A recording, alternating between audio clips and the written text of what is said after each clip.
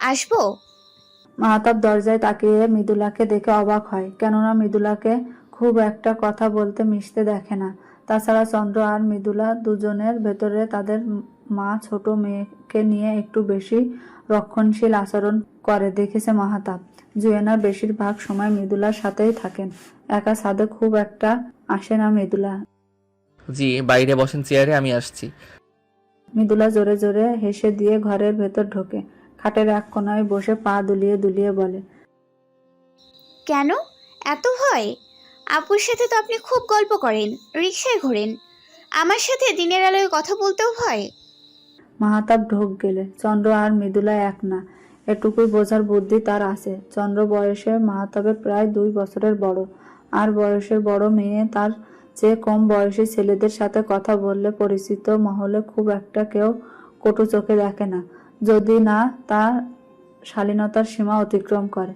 কিন্তু বয়সে বড় ছেলে কম বয়সী মেয়ের সাথে কথা বললে সবাই অন্য চোখে দেখে। বিষয়টা তা নয়, এমনিতেই আমি বাইরে যাচ্ছিলাম। কই যান? আপাতত বাগানে নাই, পুকুর ঘাটেও নাই।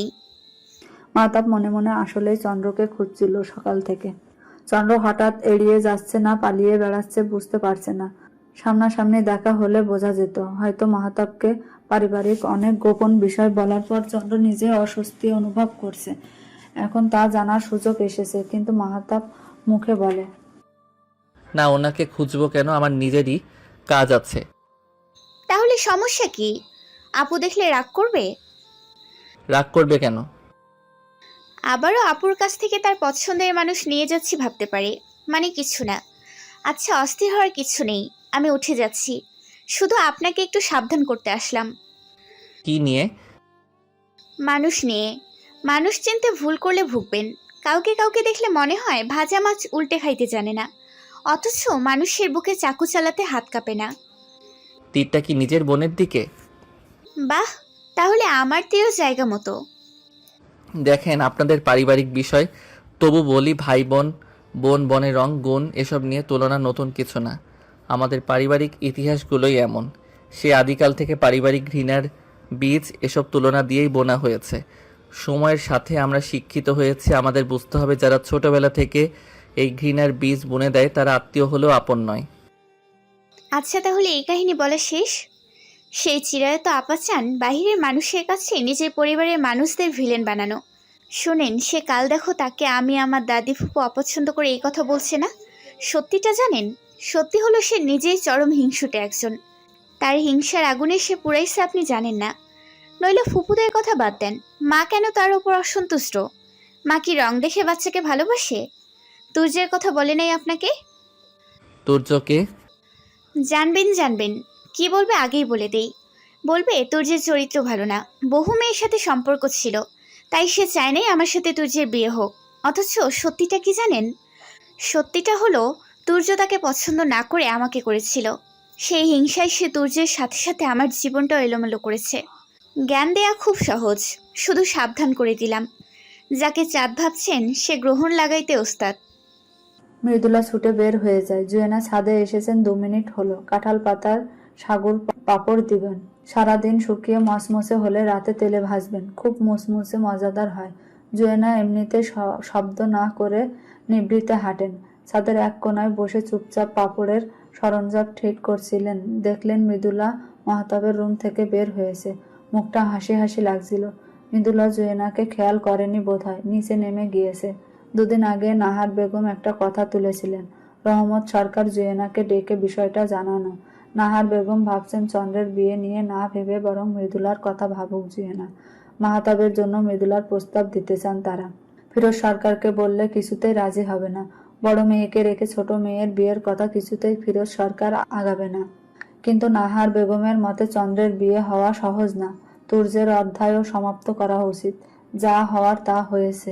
সবাই জানে তুর্যের ঘটনার পর ওই সম্পর্ক আর আগাবে না।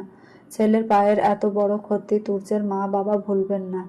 চন্দ্রকে আড়াল করে ফিরোজ সরকারের দাঁড়ানো বোনের ভুলবে না। তার চেয়ে এখন মৃদুলার বিয়ে হয়ে যাক, চন্দ্রের জন্য ছেলে পাওয়া গেলেও বিয়ে দেয়া যাবে।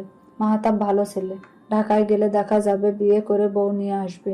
এই ছেলে হাতছাড়া করা উচিত না। জুয়েনা তখন হুট করে কোনো সিদ্ধান্ত দিতে পারেনি, কিন্তু এখন মৃদুলার জন্য মাহতাবকে ভালো পছন্দই মনে হচ্ছে। হয়তো এর মধ্যে মেয়েটাও স্বাভাবিক জীবনে ফিরবে। মৃদুলার কথা শুনে একটু হলেও মাহতাব ধাক্কা খেয়েছে। তুর্যকে তার কথা তো চন্দ্র বলেনি, মৃদুলা থেকে পালাতে নয়। মাহতাব আসলেই বের হচ্ছিল। চন্দ্র মেসেজ করেছে, এক জায়গায় যেতে চায়। মাহতাবের সাহায্য প্রয়োজন। দিঘির পাড়ে বট গাছের নিচে 10:30টায় অপেক্ষা করবে। বাড়ি থেকে একসাথে বের হলে সবাই প্রশ্ন করবে কই যায়। টুং করে আরেকটা মেসেজ আসে। কই তুমি? আসছি, 2 মিনিট। ফিরতি মেসেজে উত্তর দেয় মাহতাব। কি হয়েছে? তুমি কি জানো বাল্য বিয়ে বন্ধ করতে কি করতে হয়? মানে আইনানুসারে পথ কি? আমাকে হেল্প করতে পারবে? কার বিয়ে? আমার এক ছাত্রী, এটা লেখাপড়ায় আগ্রহী, পরীক্ষা দিতে চায়, কিন্তু জোর করে বিয়ে দিয়ে দিচ্ছে। বর বিয়ের পর পড়াবে না। চন্দ্র চিঠিটা এগিয়ে দেয়। মাহতাব পড়ে বলে, কিছু মনে করবেন না, এর বিয়ে হয়ে যাওয়াই ভালো। 5 লাইনের চিঠি লিখতে যে 20টা ভুল করে সে শিক্ষক হলে ছাত্রদের ক্ষতি। এ বিয়ে শাদী করে ঘর সংসার করুক। তুমি কি মাস্টার? ওর চিঠির ভুল ধরো যে? বাচ্চা মানুষ, ও ছাত্রী ভালো। ও ছাত্রী ভালো হলে আপনার ক্লাসের খারাপদের কি অবস্থা? যা লাগবে না হেল্প। আমি হটলাইনে ফোন দিব বাল্য বিয়ে বন্ধ করার জন্য। 333-তে ফোন দিলেই হয়। সমস্যা হলো বিয়ে আজই। এত দ্রুত হয়তো ওনারা বিয়ে আটকাতে পারবে না, তাই তোমাকে ডাকলাম। লাগবে না, যাও। আরে রাগ করেন কেন? আমি জেলা প্রশাসনে যোগাযোগ করতে পারবো। আপনার কাছে প্রমাণ আছে যে মেয়ে কম বয়সী? চন্দ্র বার্থ সার্টিফিকেট বের করে। আছে। দেখেন, আপনাকেও সাথে নিবে দলের সাথে। ভেবে দেখেন, প্রেম ঘটিত বিষয় হলে আপনি ফাঁসবেন। মানে? মানে কিছু ঘটনা এমন হয় যে মেয়ের প্রেমিক থাকে, বিয়ে করতে চায় না, তাই নিজেই বিয়ে ভাঙার চেষ্টা করে, এরপর বয়ফ্রেন্ডের হাত ধরে পালায়। গ্রামের মেয়েরা এত চালাকি করে না, ওরা সহজ সরল। তাহলে আপনি আত্মবিশ্বাসী, যাবেন সাথে? যাব। ঠিক আছে, আমি জেলা প্রশাসনে জানাচ্ছি। তাদের একটা দল নিয়ে এলে বিয়ে ভাঙা সহজ হবে। বিয়ে ভাঙতে তো চাই নাই। লোকজন নিয়ে গেলে মেয়েটার পরিবারের আবার অসম্মান হবে না? দল না নিলে বিপদ আছে। আমরা কম বয়সী আনঅথরাইজড 2জন লোক গিয়ে কথা বললে গ্রাম্য পলিটিক্সের শিকার হতে পারি। তুমি কথায় কথায় ভিলেজ পলিটিক্স টানো কেন? শহরে পলিটিক্স নেই? বিয়ে ভাঙতে গিয়েছি বলে বিপদ হতে পারে। আমরা যদি বলি আমরা সালমার স্কুল শিক্ষক, সেই হিসেবে কথা দুটো বলতে আসি, তাহলে ভালো হয় না? এমনিতেও হেডমাস্টার স্যারে এ বিষয়ে কথা বলতে না করেছিল। তাও দলবল নিয়ে গেলে রাগ হবে। তাহলে বাদ দেন। আচ্ছা, আমি তো তোমাকে জোর করিনি। একা এমন কারো বাড়িতে যেতে কেমন যেন লাগছিল, তাই হেল্প চাইলাম। মৃদুলাকে নিয়ে যেতে চাই, এটা শুনলে মা আমাকে কেটেই ফেলবে। ভাই নাই তো আমার। মাহতাব কিছুক্ষণ চিন্তা করে বলে, আসলে এত ভয় পেয়ে কি হবে? চলেন যাই, একটা থ্রিল কাজ করছে, দেখি কি হয়। শেষ পর্যন্ত সিদ্ধান্ত হয় তারা একদম একা না গিয়ে আরো 2-4 জন সাথে নেবে। তাই মাহতাব পিয়ন আর অফিস সহকারীও সাথে নেয়। ঠিক হয় সালমার বাড়িতে গিয়ে তার বাবা মায়ের সাথে দেখা করবে। সালমার পড়ালেখা যেন বিয়ের পরও চলমান থাকে সে বিষয়ে তাদের বোঝানোর চেষ্টা করবে। বিয়ের আয়োজন হচ্ছে ঘরোয়া পরিসরে। বাড়িতে সালমার ভাইয়েরা রয়েছে। ভাইয়ের বউরা সবাই বিয়ের কাজে ব্যস্ত। তবু সালমার স্কুল থেকে এসেছে শুনেও ওদের বৈঠকখানায় বসানো হয়। বিয়ে ভাঙ্গার বিষয়ে চন্দ্র বা মাহতাব শুরুতে কিছু বলে না, শুধু অনুরোধ করে সালমাকে যেন পরীক্ষা দিতে দেওয়া হয়। কিন্তু কথায় কথায় আইন অনুযায়ী সালমার এখনো বিয়ের বয়স হয়নি বলতেই সালমার ভাইয়েরা ক্ষেপে ওঠে। তাদের মতে তাদের বোনের বয়স 19 চলে, মোটেও 16-17 না। আস্তে আস্তে বিয়ে বাড়ির কাজ ফেলে বাড়ির নারী পুরুষ সবাই বৈঠকে জামায়াত হয়। মাহতাবের পিয়ন চতুর লোক। অবস্থা খারাপ হওয়ার আগে সে ইশারা দেয়। মাহতাব চন্দ্রকে নিয়ে বের হয়ে আসে। তারা একটা রিজার্ভ সিএনজি নিয়ে এসেছিল, কিন্তু বাড়ির আঙিনা পার হয়ে এসে দেখে সিএনজি নেই। মাহতাবের অফিস সহকারী বলে, স্যার, এখানে থাকা উচিত না, চলেন হাঁটা দেই। দেশের পরিস্থিতি এমনিও ভালো না, বাজারে গেলে কিছু না কিছু পাওয়া যাইব। মাহতাবও সম্মতি দেয়। তারা দ্রুত হেঁটে বাজারে চলে আসে। স্ট্যান্ডে সিএনজি দাঁড়িয়ে আছে। একটা সিএনজি ঠিক করে ফেলেছে এমন সময় হইচই করে একটা দল বাজারে চলে আসে। খারান আপনারা, সালমা কই? জি, সালমারে আপনাকে সিএনজিতে কইরা ভাগাইছেন? আরে কি আজব, আমরা সালমাকে কখন ভাগালাম আর ওকে কেন ভাগাবো? আপনাকেও জলিল পাঠাইছে না? খুব বড় খেলা খেলছে ভাবছে। আমগো বাড়ির মাইয়া বদনাম কইরা এলাকায় নাম খারাপ করবে। এইসব খেলা খেলতে দিব না। আমগো মাইয়া না পাওয়া পর্যন্ত আপনাকেও সারণ নাই। অবস্থা বেগতিক দেখে মাহতাবের পিয়ন আর সহকারী দ্রুত ওদের উঠে সিএনজিতে বসতে বলে। সিএনজি ড্রাইভার তো মজা পেয়ে গিয়েছে, সে চালাবে না, তামাশা দেখবে দ্বিধায় আছে। মাহতাব তাড়াতাড়ি মানি ব্যাগ থেকে 1000 টাকার নোট বের করে লোকটাকে দিয়ে টানতে বলে। এবার ড্রাইভারের টনক নড়ে। সবার আপত্তির মুখেও সিএনজি টান দেয়। পেছনে পেছনে গাড়ি থামাতে ওরা রই রই করতে করতে ছুটে আসে। একটা দল আরেকটা সিএনজিতে ওঠে। ভাই আমি যাবো না, রাখেন আপনার 1000 টাকা। ধরতে পারলে আমার গাড়িতে আগুন দিব। গরিব মানুষ, কিস্তির টাকায় গাড়ি কিনছি। ভাই আমি আরও 1000 দেব, আপনি পেছনে দেখবেন না। অন্য কোনো রাস্তা থাকলে ঘুরে যান, নামিয়ে দিলে আমরা বিপদে পড়ব। আমাদের সাথে মহিলা আছে। তাইলে এসব চক করে জড়াইলেন কেন? ভুল হয়েছে, টান দেন আপনি। 3000 টাকা দিয়েন। এবার চন্দ্র রেগে যায়। 200 টাকার ভাড়া 2000 পেয়েও আরো 1000 চাইতেছেন? বিপদে পড়লে এমনি লুট করে? আমার সিএনজি গেলে লাখ টাকা চাইব। মাহতাব এবার বিরক্ত হয়, চন্দ্রকে থামিয়ে দিয়ে বলে। টানেন টানেন, দেব, সমস্যা নেই। পরবর্তী 20 মিনিট সিএনজির চালক মনে হয় নিজেকে ধুম সিনেমার নায়ক ভেবেছে। মাহতাবের মনে হচ্ছিল সিএনজি রীতিমতো উড়ছে। নানা গ্রাম্য অলিগলি ঘুরে এক সময় তারা বড় রাস্তায় উঠেই আসে। পেছনে আর কেউ ফলো করছে বলে মনে হয় না। শেষ পর্যন্ত বড় একটা বিপদ থেকে বেঁচে সবাই হাঁপ ছাড়ে। স্যার আমি আর শরীফ এখানেই নামবো। তবে স্যার ছোট মুখে বড় কথা বলি। হইতে পারে আমি অফিস সহকারী, আপনি আমার বস, কিন্তু দিন দুনিয়া আমি আপনার থেকে বেশি দেখছি। আপনি বড় হয়েছেন শহরে, আমি গ্রামের মানুষ।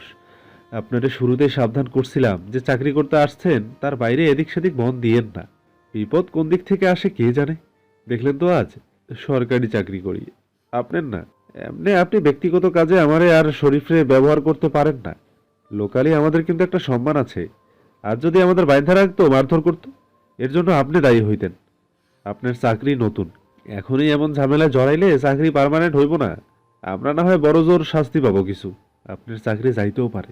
মহিলা মানুষ নিয়ে বেশি মাথামাতি করলে নিজেও ধরা খাইবেন, চাকরিও যাইব। এরপর থেকে অফিসের কাজের বাইরে আমাদের নিয়েন না।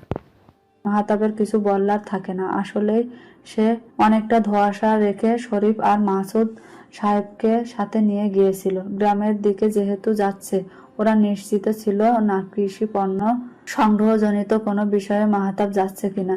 মাহতাব ছুটির দিনগুলো গ্রামে গ্রামে কৃষি অ্যাপসের প্রচারণার জন্য কৃষকদের সাথে কথা বলবে বলেছিল। একটা পরিকল্পনাও হাতে নিয়েছিল।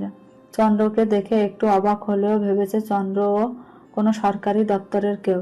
এর আগেও একদিন মাহতাবের অফিসে চন্দ্রকে দেখেছে, কিন্তু ঘটনা যে অন্য কিছু তা বুঝতে পেরে মাসুদ সাহেবের রাগ হওয়াটা অস্বাভাবিক না। শুধু মাহতাব ঊর্ধ্বতন কর্মকর্তা বলে মাসুদ সাহেব চুপচাপ ছিলেন। এখন সুযোগ পেয়ে ঠিকই কিছু কথা শুনিয়ে দিল। দাদা ভাই কেমন আছো? অসময়ে দাদার ফোন পেয়ে মাহতাব একটু অবাকই হয়। এই তো দাদাজান, ভালো। তুমি কেমন? মায়ের সাথে কথা হয় না দাদা ভাই? হয়তো। কেন? মা যে তোমাকে খুব মনে করছে, একবার দেখতে এসো। মাস পেরিয়ে গেল। আম্মু তো সারা জীবন চেয়েছেন আমি যেন বিদেশে সেটেলড হই আপুর মতো। তাছাড়া আম্মুর তো বিশ্বাসই ছিল না যে আমি চাকরি করতে পারবো। ব্যাস হইল তো দাদা ভাই, তোমার চাকরি হইল। তুমি প্রমাণ কইরা দেখাইলে বাপ মায়ের ওপর রাগ রাখতে হয় না। তুমি বাবাকে হারানোর পরও আম্মুর উপর রাগ রাখনি দাদা? সত্যি অনেক দিন ভেবেছে জিজ্ঞেস করব, সবাই আকারে ইঙ্গিতে আম্মুর দোষ দেয়, অথচ আম্মু যে তোমার সব বিষয়ে খুশি তাও না। কারণ আমি সব বিষয়ে তোমার মাকে সন্তুষ্ট করতে পেরেছি, তাও তো না। শ্বশুর হিসেবে আমিও নিশ্চয়ই তোমার মায়ের চোখে কোনো না কোনো কোথাও হেরে গিয়েছি দাদা ভাই। ছেলের বউ হিসেবে মা কি জয়ী হয়েছে? এসব কথা যত তুলবা দাদা ভাই, আমার জন্য উত্তর দেওয়া তত কঠিন। তবে তুমি মন দিয়া চাকরি করতেছো দেখা বিষয়টা আমার জন্য খুব খুশির। তোমার মন বসবে ভাবি নাই, তবে কারণটা জানতে পেরে আরও খুশি। ভালো সিদ্ধান্ত, জীবনে পিছুটা না রাখাই ভালো দাদা ভাই। মানে? রহমত ফোন দিয়েছিল, আমরা যদি আগ্রহী থাকি তাহলে তার নাতনির সাথে তোমার বিয়ে আগাতে চায়। তোমার মায়ের সাথে কথা বলতে চাইলো। আমি বললাম তোমার সাথে আগে কথা বলি, কারণ আমি জানি এই বিষয়ে তোমার সিদ্ধান্তই ফাইনাল। আমার সাথে কার বিয়ের কথা বললে? রহমতের নাতনি। মানে ছোটজন? বড়জন তো তোমার চেয়ে বড়। জানি না ওর বিয়ে দিতে দেরি হচ্ছে কেন। তুমি জানো কিছু? ছোটজনের ছবি পাঠাইলো আমার ফোনে। দেখতে শুনতে তো মিষ্টি, মৃদুলা নাম না? দেখো দাদা ভাই, তোমার বিষয় একবার এক বিয়ের সিদ্ধান্ত আমি নিয়েছিলাম, তা যে খুব একটা ভালো সিদ্ধান্ত ছিল না, তা আমি হাড়ে হাড়ে টের পেয়েছি। এতটাই খারাপ সিদ্ধান্ত ছিল যে তোমার বোন আজীবনের জন্য বিয়ে বিমুখ হয়ে গেল। তোমার বিয়েটা আমি তোমার উপর ছেড়ে দিলাম। তোমার সাথে নাকি মৃদুলার বিয়ের কথা হচ্ছে? আজ সারাদিন একটার পর একটা ঘটনা ঘটে চলেছে। সালমাদের বাড়ি থেকে এসে একটু সুস্থির হয়ে বসতে পারছে না মাহতাব। আর অফিস সহকারী এমনিতেই একটা সুযোগ খুঁজছিল মাহতাবকে চেপে ধরার। বিষয়টা মাহতাবের অজানা নয়। পজিশনে মাহতাব বড় বলে সে সরকারি কোনো সুবিধা করতে পারবে না জানা কথা ছিল, কিন্তু আজ মাহতাব নিজের বোকামিতে অন্যভাবে সে সুযোগ করে দিল। চন্দ্রার কথায় সালমার বাড়িতে হুট করে চলে যাওয়া ঠিক হয়নি। চাকরি চলে গেলে মাহতাব না খেয়ে মরবে, কিন্তু চাকরি তো শুধু মানুষ খেয়ে পড়ে বাঁচতে করে না। এতবার চেয়েছে নিজের আচরণ কাজের সিদ্ধান্তে পরিবর্তন আনতে, নিজের কাছে বদ্ধপরিকর ছিল, অথচ আবারও হটকারী সিদ্ধান্তের বলি হতে যাচ্ছে। অফিসিয়ালি বিষয়টা তদন্ত হলে মাহতাব নিশ্চয় ভুল প্রমাণিত হবে। এমন কাজ করার এখতিয়ার আসলে মাহতাবের নেই। একা গেলে এক কথা ছিল, পিয়ন আর সহকারীকে নেওয়া মোটেও ঠিক হয়নি।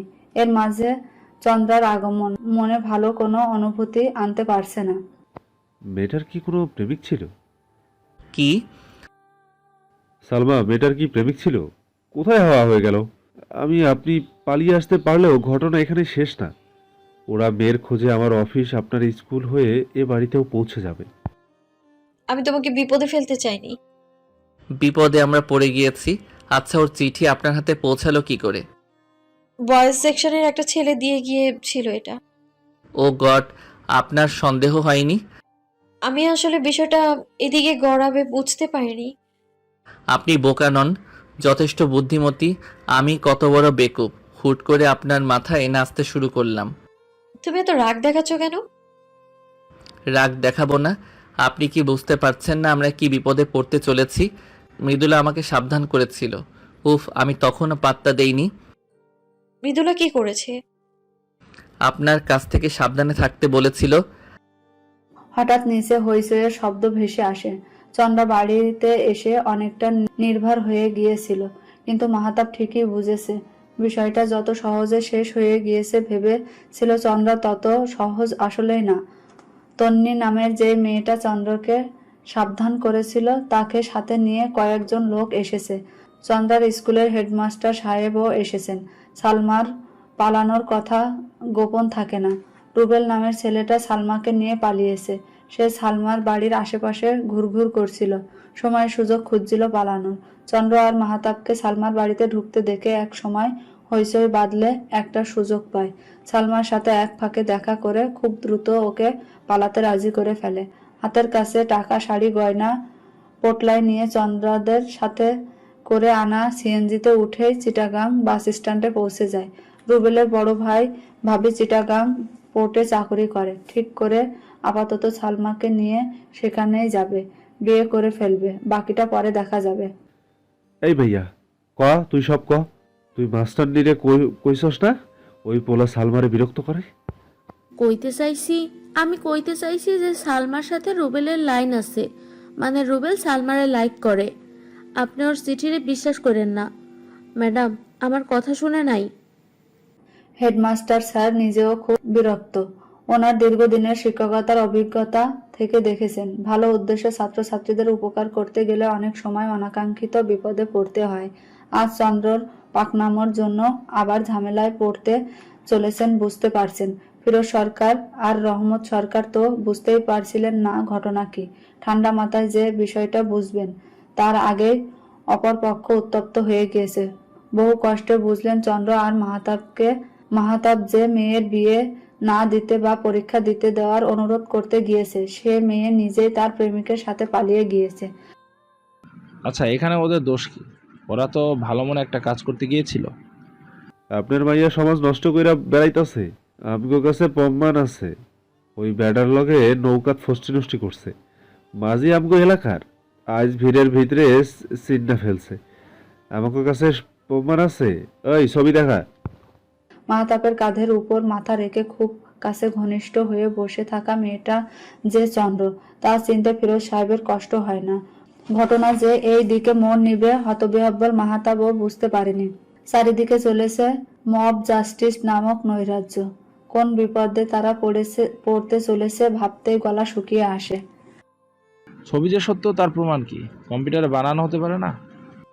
ফিরোজ সরকার মেয়েকে আড়াল করে বলেন, আমার ফোনে তোলা, দেখুন না, আমি নিজে তুলছি। উপস্থিত জনতাকে শেষ পর্যন্ত শান্ত করতে রহমত সরকারকে নিজের উপর দায়িত্ব নিতে হয়। তিনি ওনাদের আশ্বাস দেন, যদি সালমা মেয়েটার পালিয়ে যাওয়ায় নিজের নাতনির বিন্দুমাত্র সহযোগিতা পাওয়া যায় তিনি বিচার করবেন, আর মেয়েটাকে খুঁজে বের করতে সব ধরনের সহযোগিতা করবেন। থানা পুলিশের সমস্ত খরচ বহন করবেন। তিনি বয়স্ক সম্মানিত মানুষ, এলাকায় ওনার নাম আছে। স্কুলের প্রধান শিক্ষক আর এলাকার মানুষদের হস্তক্ষেপে তখনকার মতো পরিস্থিতি নিয়ন্ত্রণে আসে। বাবা বিশ্বাস করো, ছবিতে যেমন দেখা যাচ্ছে তেমন কিছুই না, বিশ্বাস করো না। ফিরোজ সরকার কিছু বলে দেওয়ার আগে চন্দ্রার দাদি উত্তর দেন, এই মাইয়ার যে চরিত্রে দোষ আছে এইবার প্রমাণ পাইলাম সবাই। আহারে আমার নাতিরা এই বাড়িত আসাই বন্ধ হইয়া গেছে, নানার বাড়ি আসতে পারে না। ওই ফিরোজ এখন বিচার কর। তুর্য যে কইছে সমস্যা তার না, তোর মেয়ের। তখন তো বিশ্বাস করস নাই। আমার 3 মেয়ে বাপের বাড়ি আসা বন্ধ করছে। মেয়ের ঘরের নাতি নাতনিরা নানা বাড়ি আসে না। পুরা পরিবারের সুখ খাইছে তো আগেই, এখন সম্মানও খাইলো। নিজের ছোট বোনের এত হিংসা করে তুর্যের সাথে বিয়াটাও হইতে দিল না। এখন এই বাচ্চা ছেলেরও মাথা ঘুরাইছে। ফিরোজ সরকার চুপ করে থাকলেও রহমত সরকার স্ত্রীকে ধমক দেন, চুপ করো। কেন চুপ করব? আমার মেয়েদের বাড়ির হক না দিয়া ছেলের নামে করছেন, সেই অধিকার খাটাইয়া ছেলে বোনদের বাড়ি ছাড়া করছে। এটা সত্যি না আম্মা, আপনিও জানেন। আমি আমার বোনদের মানা করেছি আসতে, তারা সবাই আমাকে ত্যাগ কেন করছে আপনিও জানেন। এবারই আব্বা ভাগ করতে চান নাই, তাই একজনের নামে রেখেছেন। অথচ এর বিনিময়ে আর কোনো সম্পদ আমি নেই নাই, জমি জমা বোনদের নামেই রয়েছে। জমি বুঝে নেই তারা আমাকে ত্যাগ করেছে। যাই হোক, আমি অন্যায়ের সাথে কোনোদিন ছিলাম না। চন্দ্রা দোষী হলে তার সাথেও থাকবো না। জুয়েনা ও মৃদুলাকে নিয়ে ঘরে চলে যায়। যাওয়ার আগে শুধু চন্দ্রকে বলে যায়, এক সময় আমি বিশ্বাস করতাম না যে তুই সত্যি সত্যি মৃদুলাকে হিংসা করিস, কিন্তু এখন মা, আমি জানতাম না মৃদুলার সাথে মাহাতাবের বিয়ের আলোচনা হচ্ছে। আর হলেও কি, মাহাতাবের সাথে আমার কোনো রকম কোনো খারাপ সম্পর্ক নেই। আমি শুধু বিলে শাপলা দেখতে গিয়েছিলাম। আমি আর শিখাস না আমাকে চন্দ্র, শাপলা দেখতে কারো কাঁধে মাথা রেখে ছি। এর জন্যই বলতাম মাইয়ার বিয়া দাও। তোমার তো দেমাগ কমে না। ভালো ঘর না পাইলে, ভালো চাকরি না হইলে দিবা না বিয়া। বেশি বয়সের লোকের কাছে দিবা না। এখন দেখো যে সমস্যাটা হইছে তোমার মেয়ের, দোজবরেও জুটবো না। কি মনে হয় এই ছেলে তোমার মেয়েরে বিয়ে করব? না, এখন 2 মাইয়ার একটারেও করব না। নিজের কপাল তো খাইছিলই, ছোটটারেও খাইছে। আমি বললাম এই মাইয়ারে বিয়া শাদি যার সাথে পারো দাওগা, দিয়া বিদায় করো। শরীরের খাই সবের আছে। মাইয়ার বয়স 30 হইয়া যাইতাছে, শরীরের চাহিদা নাই। আজ ছবি বাহির হইছে, কাল ভিডিও আসবো। এই বাড়ির ইজ্জত রাস্তায় নামন বাকি আছে। ফিরোজ সরকার আজ মাকে আটকান না, বরং ধীর পায়ে যান। মাহতাব কি করবে বুঝে না। পুরো বিষয়টাতে যে না চাইতেও জড়িয়ে পড়েছে তা বুঝতে বাকি নেই।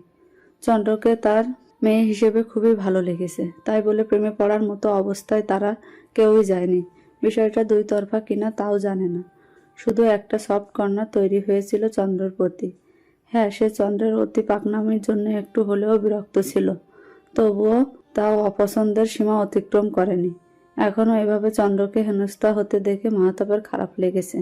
তাকে কেউ কিছু বলছে না, হয়তো পুরুষ বলে বা পরিবারের বাইরের ছেলে বলে। এ মুহূর্তে ক্রন্দনরত চন্দ্রকে মাহতাব সান্ত্বনা দিতে ইচ্ছে করলেও পারে না, হয়তো কারো কাছে বিষয়টা ভালো লাগবে না, তাই চন্দ্রকে সেভাবে রেখেই বের হয়ে যায়।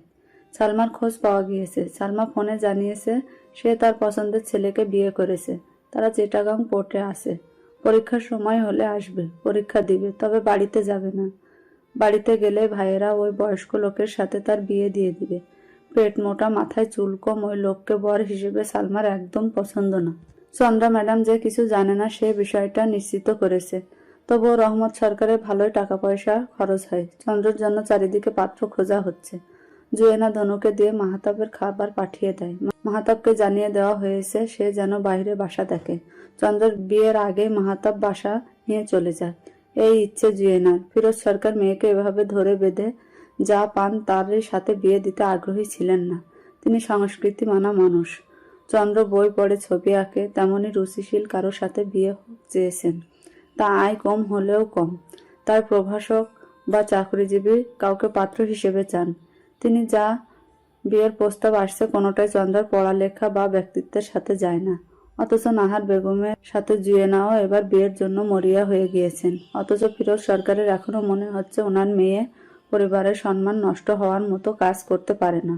অনেক সময় চোখের দেখা জিনিসও মিথ্যা হয়। ছবি তো একটা মুহূর্ত মাত্র। এক একবার মনে হয় মাহতাব বলুক সে যে সত্যি চন্দ্রকে পছন্দ করে, তাহলে একটা ব্যবস্থা করতেন। কিন্তু মাহতাবের দিক থেকেও সাড়া নেই। আর হঠাৎ করে চন্দ্র ও কঠোর কাঠের পুতুলে পরিণত হয়েছে, কোনো কিছুর প্রতিবাদ করছে না। আজ চন্দ্রকে দেখতে পাত্রপক্ষ আসবে। চন্দ্র অনেকটাই মিলিয়ে গিয়েছে। পাত্রকে কেমন দেখতে, কি করে, কোনো কিছু নিয়ে যেন কোনো বিকার নেই। হাতে চায়ের ট্রে ধরিয়ে দিয়ে যখন পাত্রপক্ষের সামনে যেতে বলা হয়, চন্দ্র স্বাভাবিকভাবেই নিয়ে তাদের সামনে যায়। পাত্রের নাম শরীফ। চন্দ্রাকে দেখতে পাত্রের সাথে পাত্রের মা আর ছোট দুই বোনও এসেছে। ছোট বোন হলেও দুইজন বিবাহিত। পাত্র বহুদিন মধ্যপ্রাচ্য প্রবাসী ছিল, তারপর দক্ষিণ আফ্রিকায় চলে গিয়েছে, সেখানে ব্যবসা করে। আয় রোজগার ভালো। লম্বা সময় দেশের বাইরে থেকে বাড়িতে বিল্ডিং তুলেছে। বোনদের ভালো বিয়ে দিয়েছে, তবে বয়স থেমে থাকেনি। বেলা গড়াতে গড়াতে বয়স এসে থেমেছে 37-এর ঘরে। মেয়ের বয়স তো বেশি মনে হয়। পাত্রের ছোট বোন মাকে কানে কানে বলে, তবে কণ্ঠের স্বর ততটাই রেখেছিল যতটাই কথাটা সবার কানে যায়। চন্দ্রা স্বাভাবিকভাবে বসে থাকে। বিয়ে শাদী 100 কথা না হইলে হয় না, তবে কিছু কথা আগেই বলে রাখি। আমরা জানতাম না মেয়ের বয়স বেশি। মেয়েদের বাপের লগে বাড়িতে আমার ছেলে মেয়ের মামাতো ননদ অনার্সে পড়ে, তার প্রস্তাবও হাতে আছে। মেয়ের গায়ের রং ফর্সা, বয়স কম, একমাত্র মেয়ে। মেয়ে সাজিয়ে গুছিয়ে দেবে। তাও আমরা এখানে এসেছি ছেলের ইচ্ছায়। কলেজে যাওয়া মেয়ে আমার ছেলের পছন্দ না, সে থাকবে বিদেশে। বউ কলেজে যাওয়া নামে রং ঢং করবে, তাই একটু বয়স্কা মেয়ে চাইছি। ঘর সংসারে মনোযোগী হবে, বাধ্য হবে, আমাদের মান্য কইরা চলবে। আমরা সংসারে মেয়ে চাই, চাকরি বাকরি করা মেয়ে আমাদের পছন্দ না। আনোয়ারা চন্দ্রর ছোট ফুপু, পাত্রের মা আর চন্দ্রর ছোট ফুপু বান্ধবী। নাহার বেগমের অনুরোধে আনোয়ারা ভাইয়ের মেয়ের জন্য পাত্র দেখার দায়িত্ব নেয়। চন্দ্র ওনাদের সামনে থেকে চলে এসেছে বেশ কিছুক্ষণ হলো। হঠাৎ জুয়েনা ডাক দেয়, চন্দ্র সামনের বারান্দায় চেয়ার দেওয়া হয়েছে, ছেলে তোর সাথে আলাদা বসে কথা বলতে চায়। মৃদুলা জোরে হেসে দেয়। ছেলে বলছো কেন আম্মু? আঙ্কেল বলো। ওনার বয়স 37 মোটেও মনে হয় না, 40 পার হয়েছে নিশ্চিত। চন্দ্র উঠে দাঁড়ায়, স্বাভাবিকভাবেই হেঁটে বারান্দায় গিয়ে সালাম দিয়ে চেয়ারে বসে। 2-3 মিনিটে ইতস্তত ভাবে চায়ের কাপ নাড়াচাড়া করতে করতে শরীফ কথা শুরু করে। আম্মা, বয়সের কথা বলায় কিছু মনে করবেন না। আপনাকে মোটেও তেমন লাগে না, এই কথা আমাকে বললে মানায়, কিন্তু ওই যে ছেলেটার মায়ের কাছে নিজের ছেলে হীরার টুকরা তো। চন্দ্র অবাক হয়ে মুখ তুলে ধরেই নিয়েছিল লোকটা আলাদা করে কিছু জ্ঞান বিতরণ করবে, যা সাধারণত করে। যেমন আমার এই পছন্দ ওই পছন্দ, এভাবে চলতে হবে ওভাবে চলা যাবে না, বিদেশি টাকার গরম থাকবে। কিন্তু লোকটার কথা শুদ্ধ ভাষাই শুধু না, আচরণও মার্জিত। মা বাবার কাছে সন্তান সবসময় সুন্দর। তুমি মানে আপনি আসলেই সুন্দর। আপনি বলবো না তুমি? বলেন যা ইচ্ছে, সমস্যা নেই। তুমিই বলি। আমার অনেক ছোট হবা। আমি অনার্স শেষ করে ওমানে গিয়েছিলাম। দেশে জাতীয় বিশ্ববিদ্যালয় থেকে অনার্স করা মানুষের ভালো চাক্ষুকই ব্যবসা করতে পুঁজি লাগে। লম্বা সময় ওমান ছিলাম, প্রায় 7 বছর। ধার শোধ করেছি, বোনদের বিয়ে দিয়েছি। বয়স 30 পার হলো। দেশে এসে বিয়ে করতে চাইলাম। সবাই বলল 30 আর এমন কি বয়স, এখনো দালান বাড়ি ওঠেনি, জায়গা জমি হয়নি। আব্বা জমি বিক্রি করে বিদেশে পাঠিয়েছিলেন, ওনার জন্যই সেই জমি কিনে দেওয়া আমার দায়িত্ব। এবার গেলাম দক্ষিণ আফ্রিকা। প্রথম 2 বছর কিছু করতে পারি নাই। নিগ্রোরা এসে টাকা পয়সা লুট করে নিয়ে যায়, পুলিশ সাহায্য করে না। দেশে চলে এলাম, কিন্তু দেশে বসে তো জীবন কাটবে না। এবার আফ্রিকার আরেক অঞ্চলে গেলাম। সেখানে আইন শৃঙ্খলা পরিস্থিতি ভালো, ব্যবসা জমলো। 5 বছর পর আসলাম, কিন্তু বয়সটা গেল বেড়ে। ছেলেদের 40-এও কিছু হয় না, আর মেয়েদের 25-ও অনেক। যদিও আমার দাদি আমার বয়স 25 বললেও আমার বয়স 27 চলে। এতক্ষণে মুখ খোলে চন্দ্র। তাও আমার থেকে অনেক ছোট। আমার আসলে ওর চেয়ে কম বয়সী মেয়ে বিয়ের ইচ্ছে নাই। যা প্রস্তাব আসে সব বাচ্চা বাচ্চা মেয়ে, 20-22 বয়স। প্রতারণা করতে চাইলে বয়স কোনো বিষয় না। আমি তো জানি সবাই কম বয়সী মেয়ে চায়, বাধ্য হবে ভেবে গড়ে পিঠে নিবে। না না, এমন কিছু ভাবি নাই। আসলে আমার মনে হয়েছে আমার সাথে অ্যাডজাস্ট হবে না মন মানসিকতা। তাই আপনার ছবি দেখে আমার খুব ভালো লেগেছে। আমি মনে মনে এমন একজনকে খুঁজতেছিলাম। তুমি বেশ শান্ত, ঠান্ডা, বুঝদার, চঞ্চল মেয়ে। আমার সাথে মানায় না মনে হয়। ছবি দেখেই বুঝলেন আমি শান্ত, নরম, বুঝদার? ইয়ে মানে তা না, ছবি দেখে মিষ্টি লাগলো। তোমার চেহারাটা খুব মিষ্টি, আর স্বভাব বুঝলাম এখন কথা বলে। রং কালো না? হ্যাঁ। রং কালো আমার। না, শ্যামলা। চন্দ্রা হেসে দিলে শরীর বিব্রত হয়। আমি লোকটা একটু বোকাশোকা, কিছু মনে করো না। তোমাকে আমার পছন্দ হয়েছে। তুমি ভালো পরিবারের শিক্ষিত মেয়ে।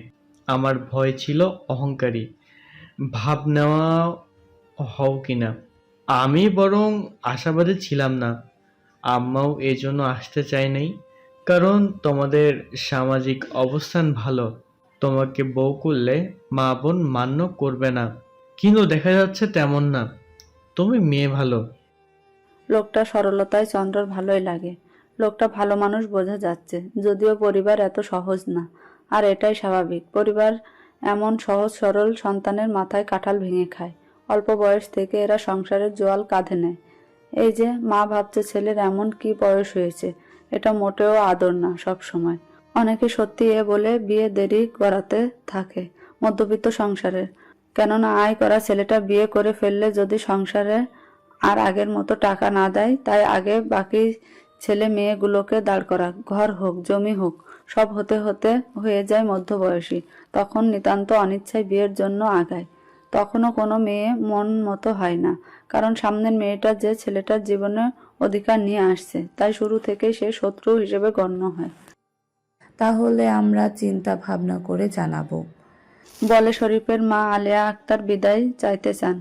এই ভাষা নাহার বেগমের চেনা। মানুষ পেছলাতে চাইলে এসব বলে। আনোয়ারা বলেছিল এখানে বিয়ে সহজেই হবে, কেননা সামাজিক অবস্থান যোগ্যতার মেয়েই পক্ষই এগিয়ে। চন্দ্রার নানা কেলেঙ্কারি না হলে এমন জায়গায় হতো হুট করে বিয়ের সম্বন্ধ করতেন ও না। নাহার বেগম তাই বললেন। কথাবার্তা যা বলার পরিষ্কার বলে যাও, চিন্তা ভাবনা কি? ভাবতে হবে না? মেয়ের বয়স, রং বাদেও তো কিছু ভাবার থাকে। মেয়ের নামে উইরা উইরা কথা শুনছি। আরে কি শুরু করছো তুমি? এসব ওরা কথা মাইয়াদের নিয়ে সব সময় থাকে। তোমার ছেলেও তো মেলা দিন বিদেশে ছিল, কি করছে না করছে জানে?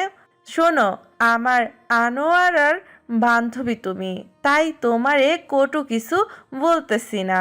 তুমি নিজের ছেলের বয়সটা দেখো, কমসে কম আমার নাতনির থেকে 10-12 বছরের বড়।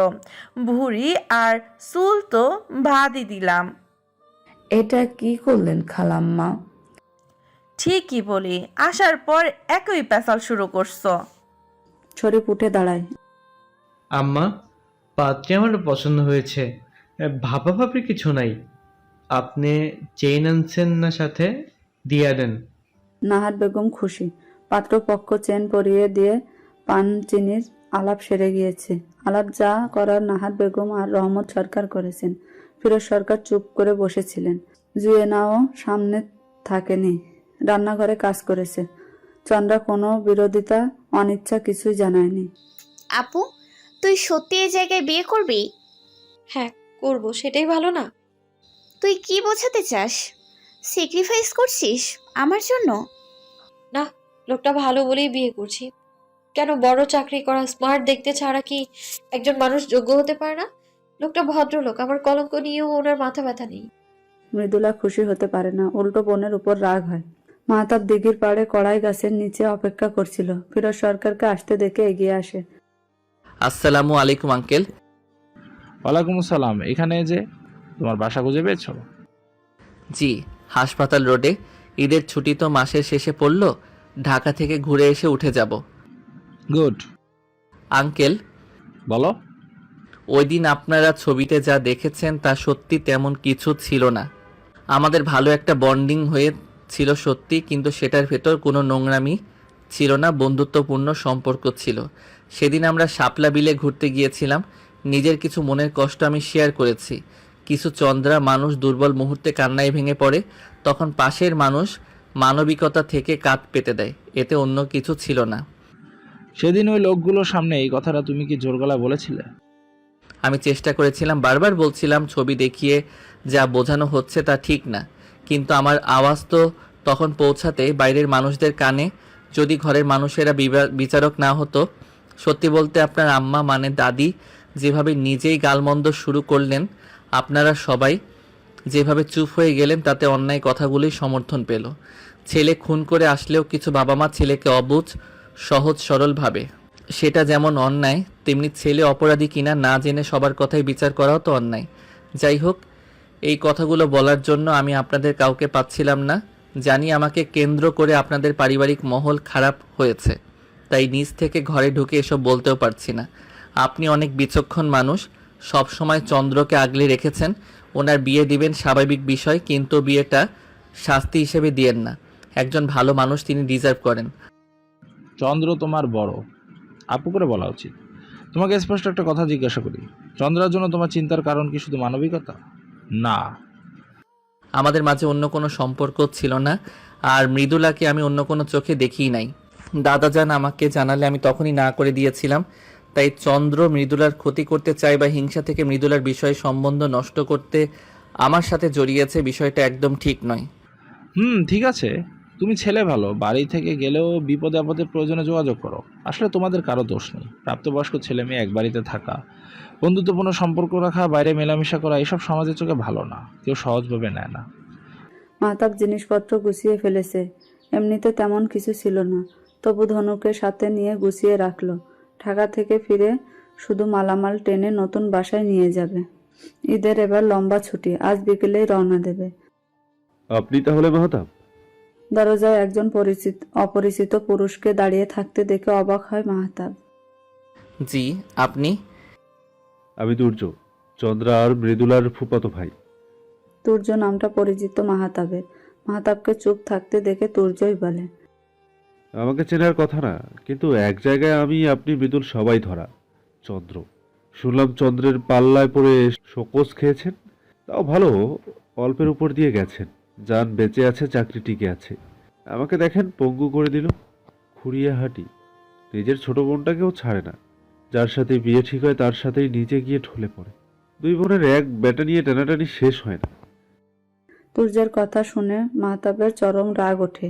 একজন অপরিচিত লোককে নিজের ঘরে মেয়েদের নিয়ে কেউ কিভাবে এসব বলতে পারে? দাঁড়ান, আগে বলেন কি জানেন আমার ব্যাপারে? এক্সকিউজ মি, আমি আপনাকে চিনি না ঠিক, তবে আপনার বিষয়ে জানি না তা নয়। তবে আমি এসব বিষয়ে কোনো কথা বলতে আগ্রহী নই। আমার ট্রেনের সময় হয়ে যাচ্ছে, আমি বের হব। এটাই যে আপনি আসলে দুই বোনের কাউকে বিয়ে করতেন না। আপনার প্রতি দুর্বল টের পেয়ে আপনি দুজনকে ধোয়ায় রাখতে মজা পেয়েছেন। একজন পুরুষ হিসেবে পুরুষদের এইসব মেইল ইগো স্যাটিসফ্যাকশনের বিষয়টা আমি বুঝি। যখন নিজের যোগ্যতা না থাকার পরও মেয়েদের অ্যাটেনশন পাওয়া যায়, তখন মানুষ এইভাবেই স্যাটিসফ্যাকশন খোঁজে। মানে এই মিয়া কি বলতে চাও? টিনেজ বয়সটা আবেগের থাকে। সে বয়সে চোখের সামনে বিপরীত লিঙ্গের যে থাকে তাকেই ভালোবাসা মনে হয়। আমারও মনে হতো আমি আমার মামাতো বোনকে ভালোবাসি, এটা দোষের কিছু না। রক্ষণশীল পরিবারের দুটো মেয়ে বড় হওয়ার সময় বিপরীত লিঙ্গের কাউকে বলতে কাজিনকেই সামনে পেয়েছে উদাহরণ হিসেবে। হরমোনের খেলাই হোক, কম বয়সের আবেগই হোক, ভালোবাসা মানেই অ্যাড্রেনালিন হ্রাস, অক্সিটোসিন হরমোনের খেলা। সেই হ্রাস আর খেলার জন্য সামনের মানুষটা সবসময় রাজকুমার বা রাজকন্যা হওয়া লাগে না। আপনি বয়সে বড় ছিলেন, দুজনেরই বয়সের আবেগটা টের পেয়েছিলেন। দুজনকেই বা যে কোনো একজনকে নিরস্ত না করে দুজনের ইমোশন নিয়ে খেলে গেলেন।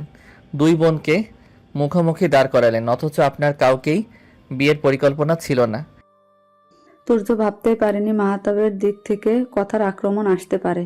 এইভাবে তো ভাবেইনি। এ বাড়িতে ফেরার দরজা তার বন্ধ হয়ে গিয়েছিল। মামা ফিরোজ সরকার কখনোই চাইতেন না তুর্য আর এ বাড়িতে আসুক। তুর্য অবশ্য মা, খালা, নানি সবাইকে নিজের পক্ষে পেয়েছে। এমনকি মৃদুলা পর্যন্ত চন্দ্রকে ভুল বোঝে। সেদিন রাতে সে চন্দ্রার সাথে এসবই বলছিল। চন্দ্রা তাকে কলেজে বান্ধবী নিয়ে ঘুরতে দেখে ফেলেছিল। মৃদুলার সাথে বিয়ের কথা ঠিক হওয়ার পরেও কেন বাইকে করে অন্য মেয়েদের নিয়ে ঘুরছে সে প্রশ্ন করেছিল।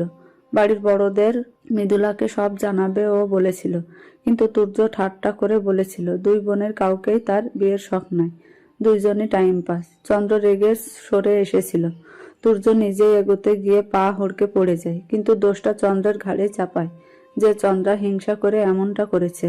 এত বড় ঘটনার পর চন্দ্রা যাই বলুক কারো বিশ্বাস হবে না। তুর্যের পা ভাঙ্গার ঘটনার পারিবারিক মহল খারাপ হয়ে যায়। ফিরোজ সরকার মেয়ের পক্ষ নেয়, বোনেরা বিরুদ্ধে চলে যায়। এত কিছুর পর তুর্যের আনন্দ ছিল এই মেইল এগোয়। এত কিছুর পরও তুর্যের আনন্দ ছিল এই মেইল এগোয়। আর মাহতাবের কাছে সে তা হারাবে না। ধনুর কাছে তুর্য এসেছে শুনে মৃদুলা ঘরময় ওকে খুঁজতে থাকে। মৃদুলার বিশ্বাস তুর্য আজও ওকে পছন্দ করে।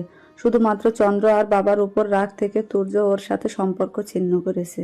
দাদি তো সব সময় মৃদুলার পক্ষে আছে। চন্দ্রার বিয়ে হয়ে গেলে সবকিছু আবার সহজ হয়ে যাবে। ফুপুকে দাদি ম্যানেজ করবে। ফিরোজ সরকারকে জিয়ে না মানুষ কত সহজে পিছুটান ফেলে সামনে এগিয়ে যায়। ওই যে মুভ অন করা বলে, অথচ মৃদুলা তো এখনো সেই সময়ে আটকে আছে। বাবার চোখে তুর্যের কোনো যোগ্যতাই নেই, চাকরি বাকরি করে না, পারিবারিক ব্যবসা দেখে। অথচ বাবা এটা বোঝে না চাকরি করার চেয়ে ব্যবসা করা বড় যোগ্যতা। সবাই চাকরিজীবী হতে পড়ালেখা করে না। বাবার ব্যবসা তুর্য না দেখলে কে দেখবে? দাদা দাদির রুমে গিয়ে তুর্যকে পায়নি মৃদুলা। তবে কি তুর্য চলে গেল? কি ভেবে পায়ে পায়ে ছাদে উঠে আসে। তুর্য আর মাহতাবকে কথা বলতে দেখে সিঁড়ি ঘরে দাঁড়িয়ে যায়। এই কথাগুলো চন্দ্র বহুবার মৃদুলাকে বলার চেষ্টা করেছে, কিন্তু মৃদুলা কানে নেয়নি। কেননা তুর্য যা বলেছে তার বাইরে আর কোনো সত্য আর তার কাছে ছিল না। আপনি কে? চন্দ্রার সাথে আপনার কি সম্পর্ক যে তার কথার উপর ভিত্তি করে আমাকে জাজ করছেন? কেউ না, কিন্তু এই কয়দিনে এতটুকু বুঝেছি তিনি সুযোগ নেয়ার মতো মেয়েও না। সুযোগ নেয়ার মতো মেয়ে হলে আমাকে ফাঁসাতো। আমি সিনিয়রদের কাছে শুনেছি এমন অনেক ঘটনা ঘটে যেখানে অবিবাহিত অফিসারদের ট্র্যাপে ফেলে বিয়ে করার ঘটনা ঘটে। সেদিন এখানে যে পরিস্থিতি তৈরি হয়েছিল, এনারা তেমন মানুষ হলে আমাকে বাধ্য করতে পারতেন।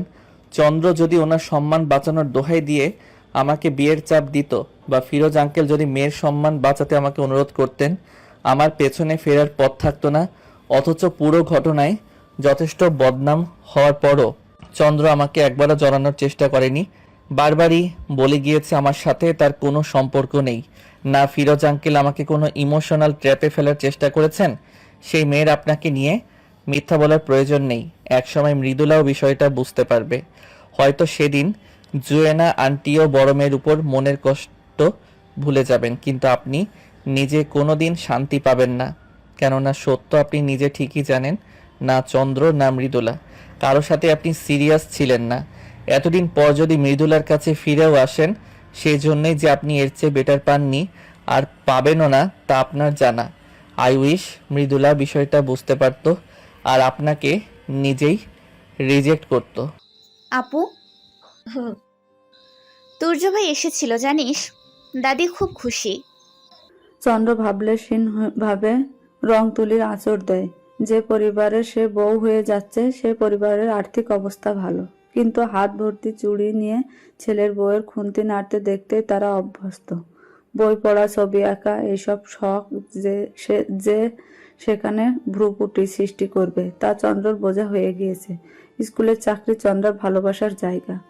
ভদ্রলোক বলেছেন বিষয়টা তিনি দেখবেন। স্কুল শিক্ষিকার চাকরি সম্মানের চোখে দেখা হয় সব জায়গায়, তাই চাকরি হয়তো ছাড়তে হবে না। মৃদুলা কিছুক্ষণ চুপ থেকে বলে, মাহতাব ভাই চলে গিয়েছেন, আর হয়তো দেখা হবে না। শুনেছি ঈদের পর নতুন বাসায় উঠবেন। চন্দ্র তুলির আঁচড় থেমে যায় এক মুহূর্তের জন্য। বিষয়টা মৃদুলা খেয়াল করে। আপু, সেদিন কি হয়েছিল আবার আমাকে বলবে?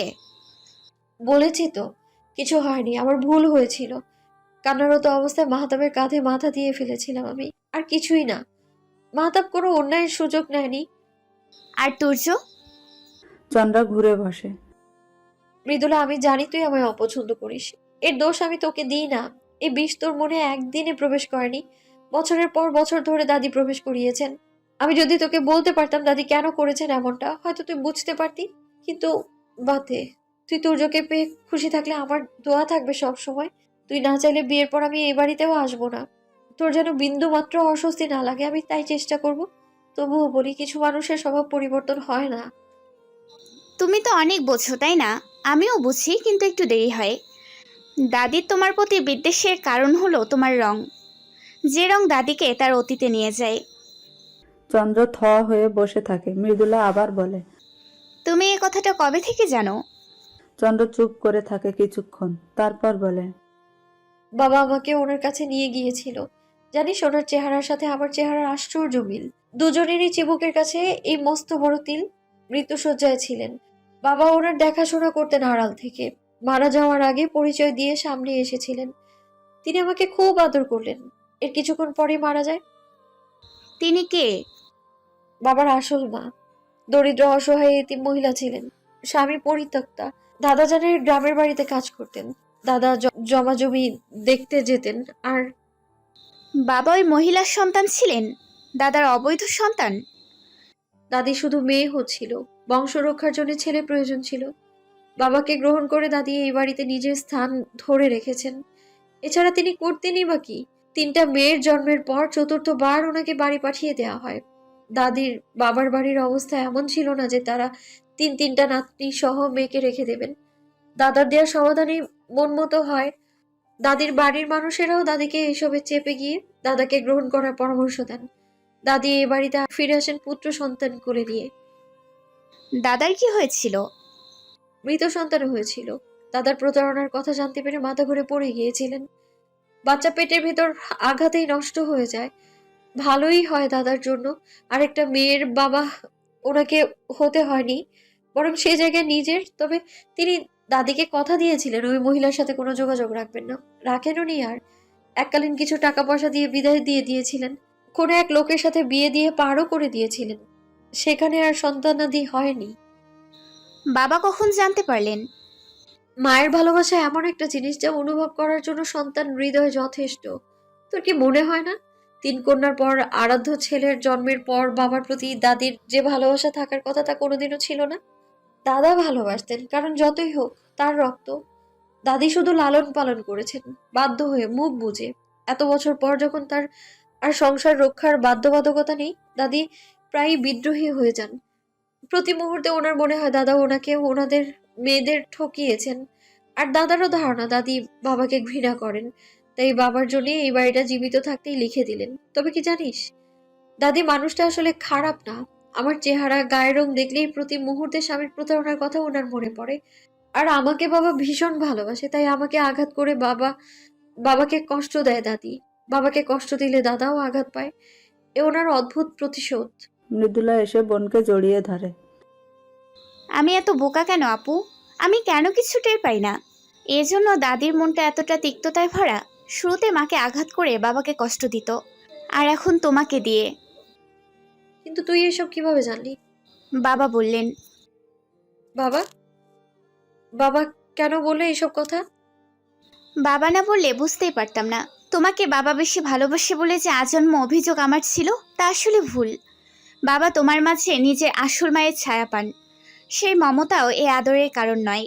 দাদির অযথা আক্রোশ, গায়ের রং নিয়ে আক্রমণ থেকে তোমার যে মনের কষ্টগুলো জন্ম নিত, তা দূর করতে কারো মায়ের স্পর্শ প্রয়োজন ছিল। এতে আমার ভালোবাসায় ঘাটতি হয়নি, কিন্তু মনে হিংসা ঠিকই হয়েছে। সেই হিংসা থেকে মাকে শুধু আমার করে ফেলতে চাইতাম। তোমার প্রতি মায়ের বিরক্ত জন্মালে নিজের জয় ভাবতাম। কিন্তু বিশ্বাস করো আপু, আমি কখনোই মনে শান্তি পাইনি। হয়তো এজন্যই যে আমি তোমার সাথে অন্যায় করেছি। বাবা আমাকে বোঝালেন, তোমার জন্য বাবার মায়ার চাদর বিছিয়ে দেয় তো আমার আদর তো কম হয়নি। অথচ আমি সবসময় ভেবেছি তুমি আমার আদরে ভাগ বসাচ্ছ।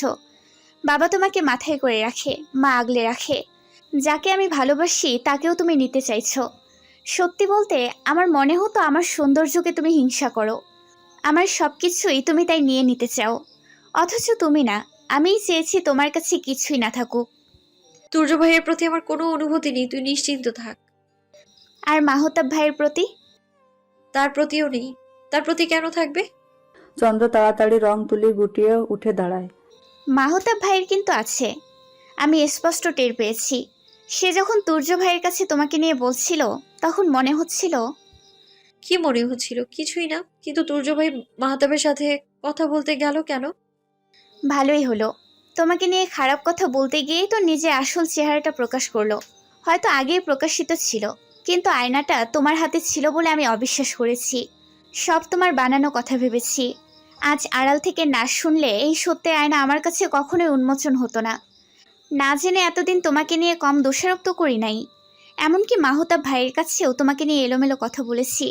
আমি তো দাদির চেয়েও খারাপ। তুই মোটেও খারাপ না। খারাপ হলে এসব বলতি? এখনো নিজের জায়গায় অটল থাকতি। আমিও পুরোপুরি ভালো না। মায়ের কাছে বাবার সত্য লুকিয়েছি আমি। দাদি আমাকে কেন পছন্দ করে না তা জানার আগে থেকেই দাদিকে অপছন্দ করেছি। একদিন দাদির দুধের ভেতর চুন মিশাতে গিয়েছিলাম আমি, যেন খেয়ে মুখ পুড়ে যায় আর আমাকে কালি কালি ডাকতে না পারে।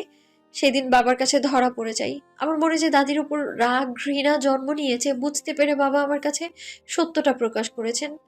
বল, ভালো হলে আমি এমন কাজ করতে যেতাম? বল, সত্য জানার পরেও আমি দাদিকে পছন্দ করতে পারিনি, মাফ করতে পারিনি। ওনার পছন্দ অপছন্দের গুরুত্ব আমি কখনোই দেইনি। বাবা দেয়, সব জানার পরেও দেয়, আমি পারি না। আর শোন, একে তো মাহতাব আমার ছোট, তাছাড়া আমার জন্যে ওর কম সমস্যা হয়নি মৃদুলা। ওর চাকরির সমস্যা পর্যন্ত হলো। আমি বোকার মতো আবেগে হয়ে ওকে কম বিপদে ফেলিনি। ও যাক, সেই ভালো। উনি তোমাকে পছন্দ করেন। করুণা করে। পছন্দ আর করুণার মধ্যে পার্থক্য আছে। আমাকে পছন্দ করার কোনো কারণ নেই। তাই বলে তুমি শফিক সাহেবকে বিয়ে করবে? সমস্যা কি? ভালো মানুষ, নম্র ভদ্র, আয় রোজগার করা লোক, আমাকে পছন্দ করেছেন। লোকটার বয়স সামান্য বেশি, তাতে কি? মেয়ে হিসেবে আমারও তো বয়স হয়েছে। 27 কোনো বয়স হলো? তাহলে পুরুষের জন্য 37-38ও কিছুই না। লোকটার মাথায় চুল কম, বয়স্ক লাগে। আমিও কোনো মহাসুন্দরী না। তুমি অনেক সুন্দর, তোমার মনটা কত সুন্দর। একসময় আমিও ভাবতাম চামড়ার সৌন্দর্যই সুন্দর। তাহলেও লোকটা সুন্দর, ওনার মন মানসিকতাও ভালো। তুই অযথাই নিয়ে আর কথা বলবি না, বিয়েটা হতে দে। তুই যে তুর্যের চক্কর থেকে বের হয়েছিস, আমি তাতেই খুশি। মাহতাব দাদা ভাই, কতদিন পর দেখলাম তোমাকে। দাদাজান, আপনার শরীর তো অনেক খারাপ করেছে। আপনি আমাকে ফোনে তো বুঝতেই দেননি। বিছানায় পড়ে গিয়েছেন রীতিমতো। বয়স দাদা ভাই, বয়স। আম্মু এখনো বাসায় থাকে না? না থাকলেও সমস্যা নাই, দুটো কাজের মানুষ আছে। আপন মানুষের যত্ন তো কাজের লোক দিয়ে হয় না। যত্ন পাওয়ার কোনো কাজও তো আমি করি নাই দাদা ভাই। আপনি বাড়ির বড়?